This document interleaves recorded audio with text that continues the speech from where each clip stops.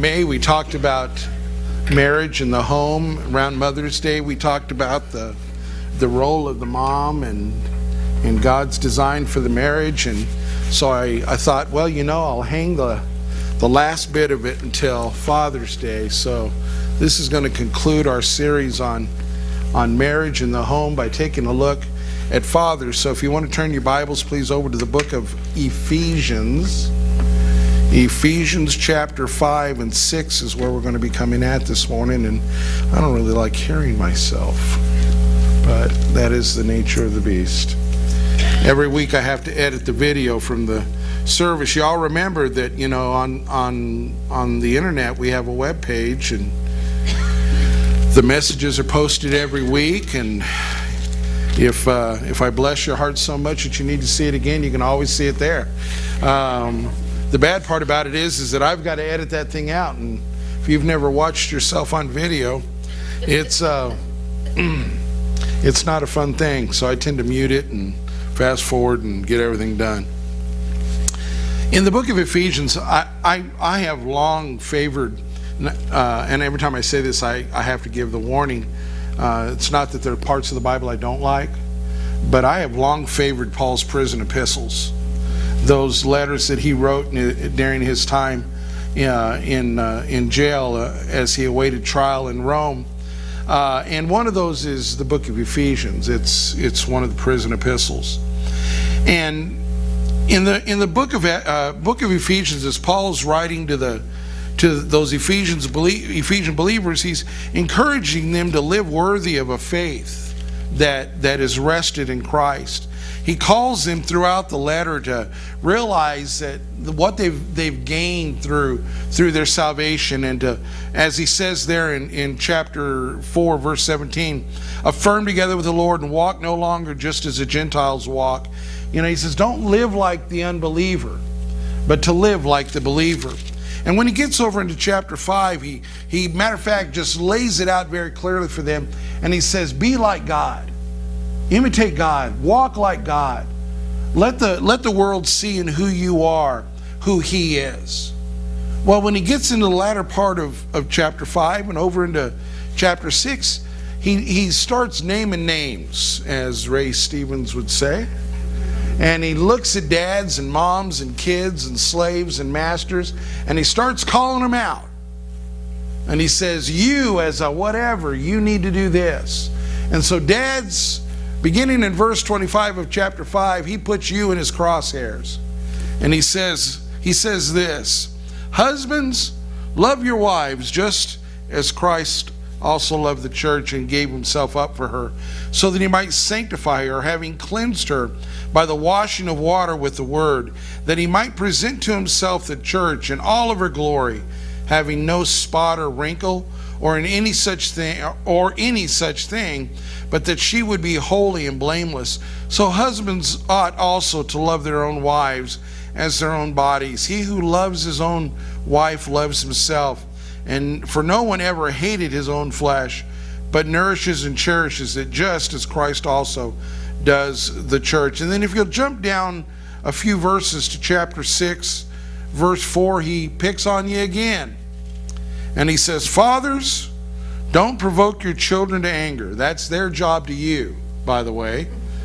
Don't you do it to them. Don't provoke your child to anger, but bring them up in the discipline and the instruction of the Lord. Now, I'm really glad that these verses are in there. I really am, because we're at a want in this world for understanding what it really means to be a husband and a father. Did y'all see on the news, I don't know if it was this week or last week, that guy from Tennessee?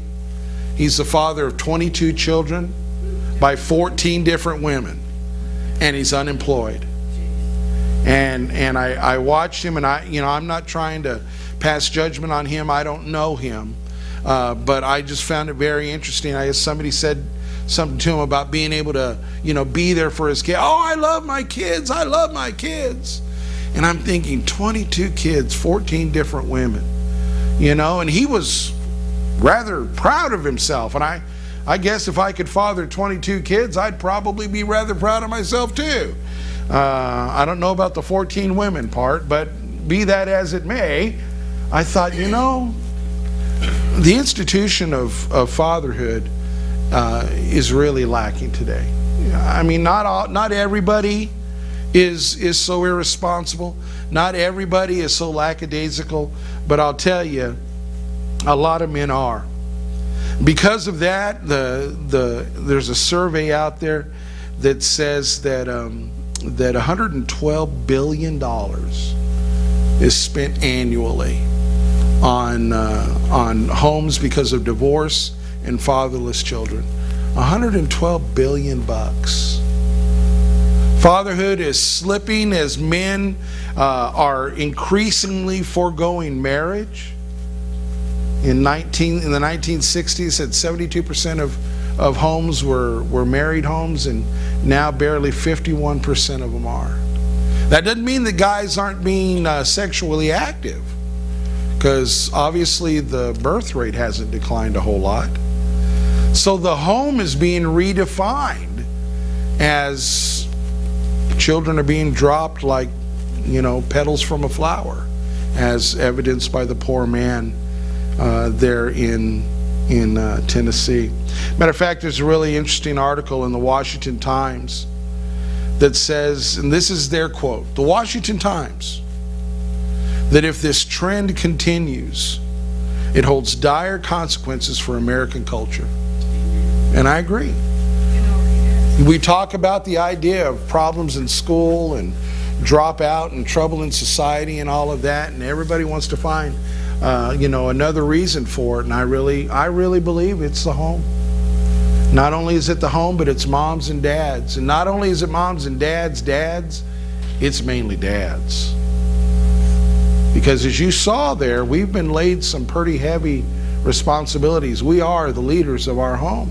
And that's true whether you embrace it or not. That's true whether you like it or not. Men are the heads of the home. Men have been given a responsibility in the home. And I like the way that Paul puts it. Paul lays out that responsibility. He says, men, you have responsibility to your wives, to love your wives. You have responsibility to your children, to raise your children. But then he doesn't just leave it there. He explains what that means, which is really good, because us guys are simple, We're not a complex creature. We're pretty straightforward. We're like a mule. You slap him on his rump and he'll go where he needs to go. So, Paul lays it out rather simply as to what we're going to do. He says you need to love your wife, and you need to instruct your children. And then he goes on, God through Paul goes on to explain what that means. He doesn't just say, gentlemen, love your wife, because as that man in Tennessee would say, well, I've been pretty good at loving 14 different women. He's not talking, guys would think sexually. Paul says, I'm not talking sexually. Let me explain to you, when I say to love your wife, let me explain to you what it means. What he means when he says to love your wife is to love your wife sacrificially, and to love your wife unselfishly. It has nothing to do with sex. That's a conversation for another day. He says to love your wife is to give yourself to your wife.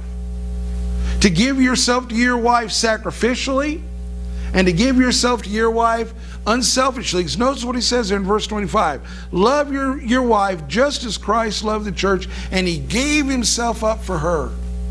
Now today's Father's Day. My wife already asked me, she said, what do you want for lunch? What do you want for dinner? Is there anything you want to do today? She and my daughter treat me pretty nice. They'll tell me I can't do things, and like as if I do them normally. But anyway, they give me the excuse off today. They treat me pretty special. But gentlemen, this should be a day that you and I need to remember that we have a commitment to our families. We have a commitment to give our very selves for our families. I'm not talking about laying your life down. I'm sure you do that. But I'm talking about living your life sacrificially for your wife, to give yourself for her, to all that you are, to give for your wife. And you'd say, well, that seems kind of strange. Isn't she there to give to me? Well, we've talked about that. That's on another day. This is about you giving yourself away. And I know that screams against everything that we think in our minds about our preservation of our life, but that's what God says it's all about. Is that you look at your wife and you say that all that I am, I live to serve you, to love you, to care for you. Now, ladies, let me ask you something. If you had a husband that did that, what would there be to complain about? Not a thing. I mean, really, I honestly think that if husbands around the world would understand that when God says to love their wives, He's not talking about being a good provider. He's not talking about going to work and giving yourself to your job and bringing home a good paycheck and having a nice house and a nice car. There's nothing wrong with that. That's part of taking care of your family, is working hard. But to provide that which woman really needs, she needs that person that's there for her, that knows that person is committed to me. And I'll tell you, when we talk about not getting married and we talk about living together and we talk about all this other stuff that supposedly passes for relationships today, it's the very antithesis of giving yourself away. It's drawing this little box and saying this far and no further. But God says for us, we need to understand that as husbands, we provide for our wives by giving all that we are to that person. Thinking not of ourselves, not putting parameters. You always hear that deal of, marriage is a 50-50 relationship, and it's not. That you give all that you are, you hold nothing back. It's not conditional. You don't tell your wife, okay, I'll this if you'll that. It's not that sort of thing. Husbands, love your wives just as Christ loved the church. He gave Himself up for her. To love yourself, He says down there in verse 28, to love their wives even as their own bodies. To unselfishly give yourself for that person. Not just to give the last ounce of who you are, but to think of your wife beyond yourself. Now think about it. Like I said, my wife asked me what I wanted today, and what I wanted to do today. She's thinking of me today. How about it, gentlemen? Every day we live our life and we think, you know what? What would my wife want? What would my wife think? You go, what would my wife want? What would my wife think? What would my friends think? Look at that man. He's henpecked. You know what? I don't got to answer to my friends. I got to answer to my God. And I honestly think that my God is pleased when a husband says, what is it that she needs? And that I act proactively to care for that. To think more of her than I think of myself. To give myself to loving her sacrificially and unselfishly. To provide in that way for her more than any other way. Heard this week that Rupert Murdoch, the owner of News Corp, and his wife are divorcing. I always hate hearing stories like that. They've been married for a lot of years. They're older in life, and they finally come to a point where they say, you know what, enough of this, it's time for me. Kind of robs that security, doesn't it? Gentlemen, I certainly hope that we don't come to a point in our life where our wives kind of come to the point and say, enough of this, it's time for me. And that's in our hands. That's our responsibility. To step up to the plate and to say, you know what? I'm going to provide for what my wife needs. Not what I think my wife needs, but what God says my wife needs. My wife needs somebody that will love her sacrificially and unselfishly. Now, maybe that means that I can't afford the biggest house, or maybe that means that I can't, work this job that would really stroke my ego well. But you know what? I'm not necessarily going to have to answer for the job that I do, but I believe I am going to have to answer for the care I give my wife. Take a look at this verse again. It says to love her like Christ loved the church, so that, verse 26, He might sanctify her, having cleansed her by the washing of water with the word, that he might present to himself the church in all her glory, having no spot or wrinkle or any such thing, but that she would be holy and blameless. It says you ought to love your wife like Christ loved the church, and he gave himself in order that he might present a church that is better off having had him than if it hadn't. And we go, oh, well, that's a great testimony of what Christ did. But it's saying more than that. He's saying to love your wife like he did this, because he had to present the end product of his love to, I like the way it says, present to himself, an allusion to the Godhead.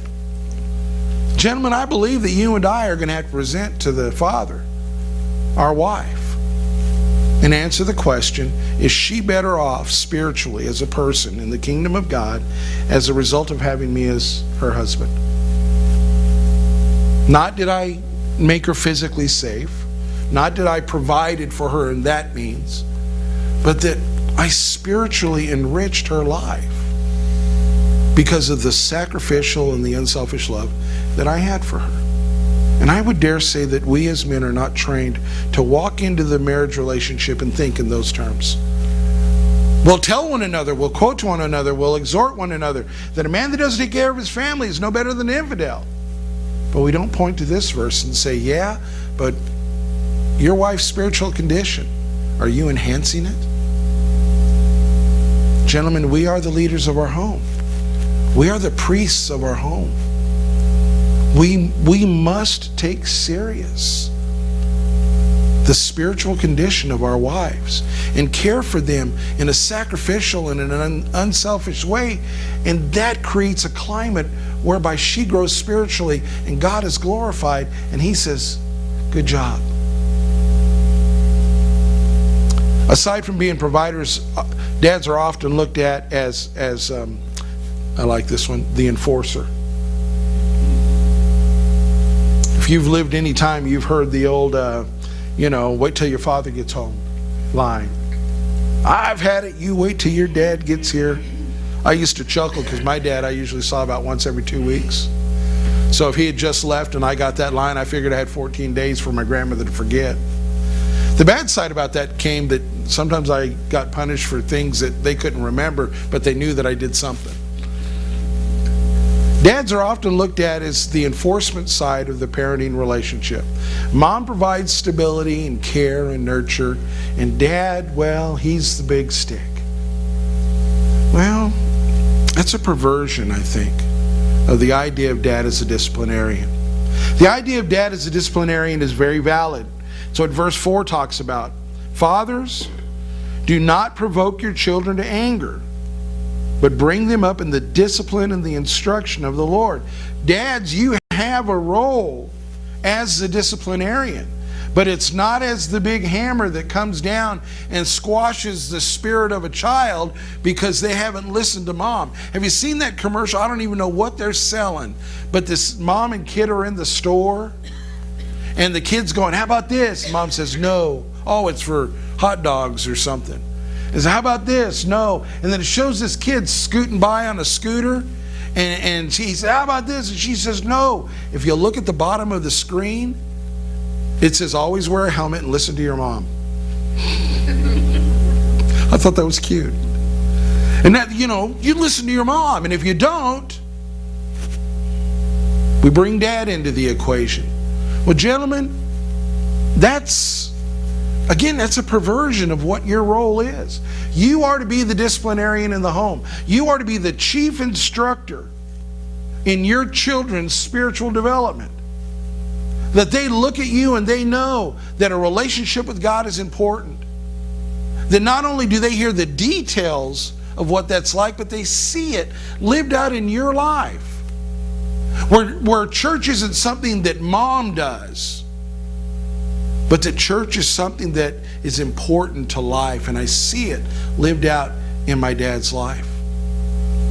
I see my dad praying. I see my dad in the Word. I see my dad coming to me and guiding me in that.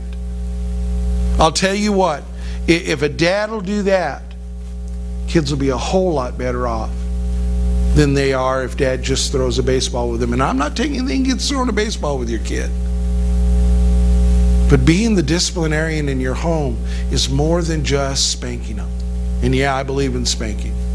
I believe there are times when you take a plunger to a plug in your sink, you take a plunger to your child. Not literally. But there are times that parents need to draw that line.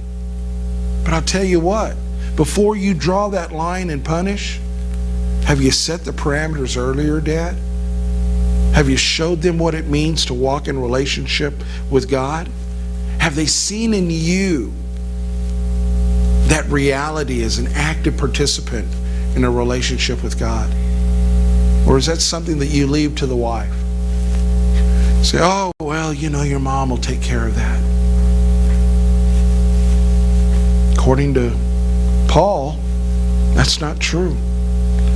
Don't provoke your children to anger. Bring them up in the discipline and the instruction of the Lord. Now, I'll tell you, being the sort of provider that your wife needs, and being the sort of disciplinarian that your child needs, loving your wife sacrificially and unselfishly, and being that priestly role to your child is not something that you can do alone. I'm telling you just right now, it's not going to happen. That's why we've scaled it back.